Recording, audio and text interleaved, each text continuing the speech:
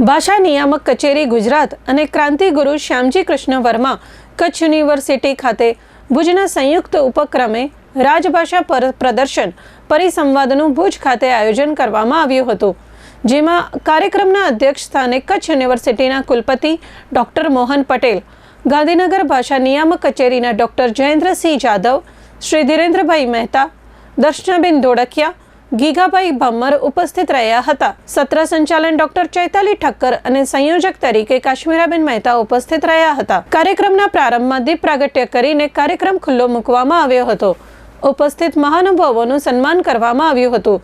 આજના પરિસંવાદમાં વ્યવહારમાં ભાષાનો વિનિયોગ અને રાજભાષા તરીકે કચેરીમાં વિનિયોગ વિષય પર ચર્ચા હાથ ધરવામાં આવી હતી. રાજભાષા પ્રદર્શન દ્વારા વ્યવહાર સિવાય કચેરીઓમાં, કોર્ટમાં કે અન્ય સરકારી કચેરીઓમાં ઉપયોગ કેવી રીતે કરી શકાય તે અંગે માહિતી આપવામાં આવી હતી.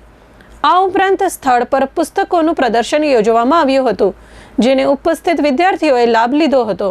કાર્યક્રમના સંયોજક કાશ્મીરાબેન મહેતાએ ચંચળ ન્યૂઝ સાથે વાત કરી હતી. આજે ભાષા નિયામકની કચેરી અને ક્રાંતિગુરુ શ્યામજી કૃષ્ણ વર્મા કચ્છ યુનિવર્સિટીના સંયુક્ત ઉપક્રમે રાજભાષા પરિસંવાદ અને પ્રદર્શનનું આયોજન થયું છે, અને જેની અંદર બે પ્રકારની પાસાઓ ભાષા વિશેની વાત થશે. એક વ્યવહારમાં ભાષાનો વિનિયોગ અને બીજું રાજભાષા તરીકેનો કચેરીમાં વિનિયોગ. આ બાબતે બે નિષ્ણાતો વાત કરશે, દર્શનાબેન અને ગીગાભાઈ.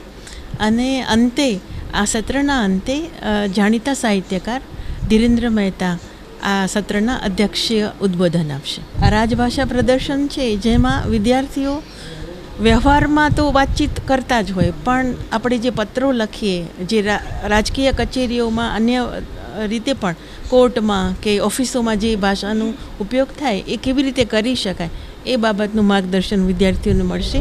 અને આને લગતા પુસ્તકો આપ અમારી પાછળ આ બધા પુસ્તકો જોઈ શકો છો. આ બધા પુસ્તકોનું પણ વેચાણ અને પ્રદર્શનનું આયોજન છે, જે 2 દિવસ ચાલશે, એટલે આપ આવતીકાલે પણ આ જોઈ શકશો.